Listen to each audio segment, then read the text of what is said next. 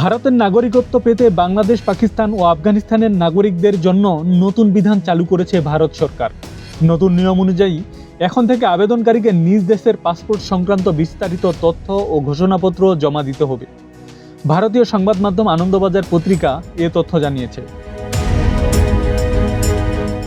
ভারতের কেন্দ্রীয় সরকার 2009 সালের নাগরিকত্ব বিধিমালায় সংশোধন এনে নতুন একটি অনুচ্ছেদ যুক্ত করেছে। এ বিষয়ে ইতিমধ্যে প্রজ্ঞাপন জারি করেছে ভারতের কেন্দ্রীয় স্বরাষ্ট্র মন্ত্রণালয়।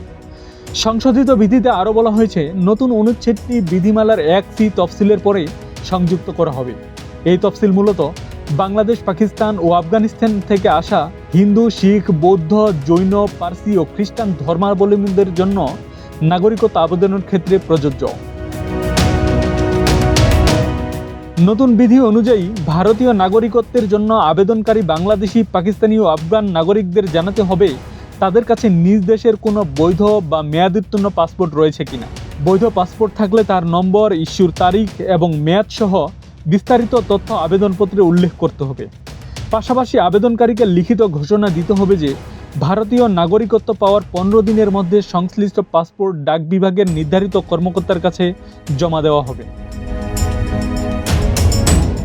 এর আগে 2019 সালে সিটিজেন অ্যামেন্ডমেন্ট অ্যাক্ট বা CAA কার্যকর করে ভারত সরকার। ওই আইনের আওতায় 2014 সালের 31 ডিসেম্বরের আগে বাংলাদেশ, পাকিস্তান ও আফগানিস্তান থেকে ভারতে আসা নথিপত্রহীন অমুসলিম অভিবাসীদের নাগরিকত্ব পাওয়ার প্রক্রিয়া সহজ করা হয়। তারই ধারাবাহিকতায় এবার নাগরিকত্ব বিধিমালায় নতুন সংশোধন আনল ভারত সরকার।